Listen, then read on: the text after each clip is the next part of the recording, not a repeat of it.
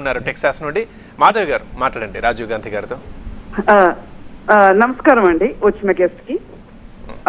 నాది 2 క్వశ్చన్స్ అండి. మెయిన్లీ ఏంటంటే వాళ్ళ 2 సిస్టర్స్ ఎక్కువగా సునీత గారు పాపం వాళ్ళ నాన్నకు గొడ్డలి పోటు అయినా కూడా తను చుట్టూ తిరుగుతుంది.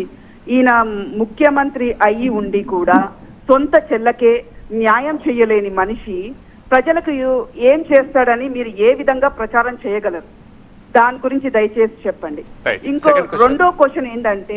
సెకండ్ క్వశ్చన్ ఏంటంటే మాది ఇప్పుడు జగన్ గారు బయటికి వచ్చి నాకు ఓటేయండి అని చెప్తున్నారు. బట్ 5 ఏళ్ల నుంచి నేను ఎక్కడా కూడా సభ పెట్టినట్టు కానీ ఎక్కడా కూడా ఆయన తన గురించి చెప్పుకోవడం కానీ ప్రజల యొక్క సమస్యలు తీరుస్తున్నట్టు కానీ ఏ రోజు ఏ టీవీ ఛానల్లో కూడా మేము చూడలేదు. కానీ రోడ్స్ అయితే చెప్పతరం కాదు, రోడ్డు భయంకరంగా ఉన్నాయి. సొంత చెల్లె కూడా చెప్పింది ఆ రోడ్స్ ఎలా ఉన్నాయో.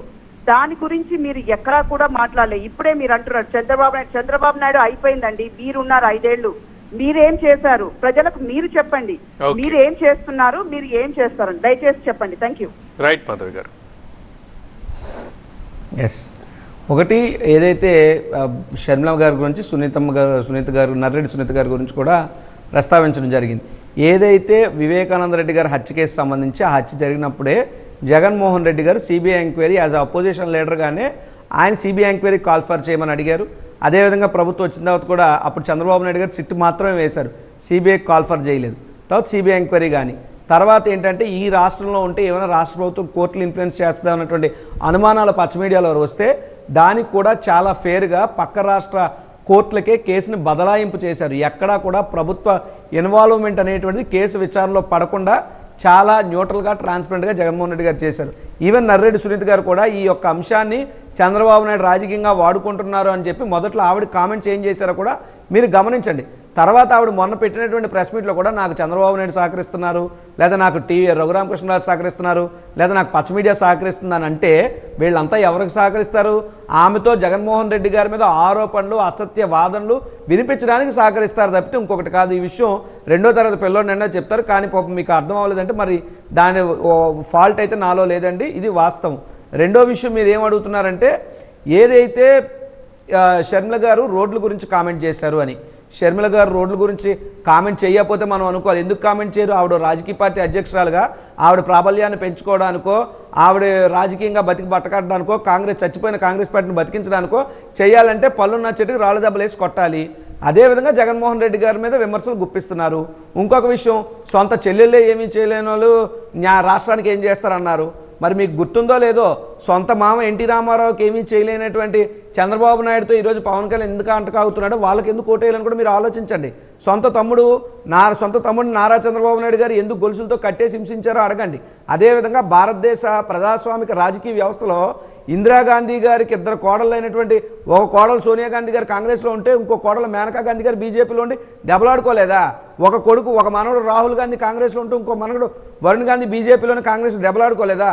అంతెందుకమ్మా, ఈ భారతదేశ ఫైనాన్స్ మంత్రి గారి యొక్క భర్త ఏ పార్టీలో 2014 నుంచి 19 మధ్యలో ఉన్నాడు? అంతెందుకమ్మా నా నోటితో ఇవన్నీ చెప్పిస్తారు?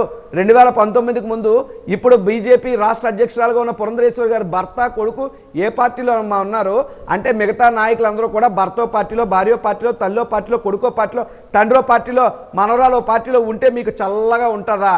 జగన్మోహన్ రెడ్డి గారు రాజకీయం ఆయన వైఎస్ఆర్ కాంగ్రెస్ పార్టీ పెట్టుకుని ఆయన చేసుకుంటూ వెళ్తుంటే ఎవరో అని కుటుంబ సభ్యులు ఒకరిద్దరు వేరే రాజకీయ పార్టీల అండదండలతో రాజకీయంగా ముందుకు ప్రయాణిస్తే దానికి జగన్మోహన్ రెడ్డి గారికి ఏంటంటే సంబంధం? ఇంకో విషయం మీరు అడిగారు, ఇప్పుడట జగన్మోహన్ రెడ్డి గారు బయటకు వచ్చి మాట్లాడుతున్నారు. ఎస్, ఇది ఎన్నికలు కాబట్టి ఇప్పుడు బయటకు వచ్చి మా నాయకుడు మీకు నేను చేశాను, నా పరిపాలన నా వల్ల లబ్ధి మేలు సంక్షేమం అభివృద్ధి జరిగితేనే నాకు ఓటేయండి లేకపోతే ఓటు వేయొద్దు అంటున్నాడు. అది కదా లీడర్ అంటే జగన్మోహన్ రెడ్డి గారు బయటకు రావాల్సిన అవసరం ఏముంది? జగన్మోహన్ రెడ్డి గారి పథకాలు మీ ఇంటికి వచ్చాయా లేదా? జగన్మోహన్ రెడ్డి గారి పరిపాలన మీ ఇంటి గుమ్మ ముందుకు వచ్చిందా లేదా? జగన్మోహన్ రెడ్డి గారు పెట్టిన వాలంటీర్ వచ్చాడా లేదా? పక్కనే కట్టినటువంటి సచివాలయం ఉందా లేదా? వీధి చివరన బడి బాగుపడిందా లేదా? ఊరి చివరన ఉన్నటువంటి హాస్పిటల్ బాగుపడిందా లేదా? అది మీరు చూడాలి.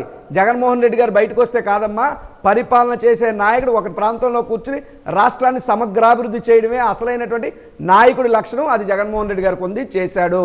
దాంతోపాటు జగన్మోహన్ రెడ్డి గారు అనేక మీటింగ్లకు బయటకు వచ్చారు. ప్రతి ప్రభుత్వ కార్యక్రమం, చేయూతైనా, ఆసరైనా, అమ్మఒడైనా, కాపు నేస్తమైనా, ఏ పథకమైనా తీసుకోండి, ప్రతి పథకానికి కూడా ఒక బహిరంగ సభ పెట్టి మాట్లాడాడు మా నాయకుడు.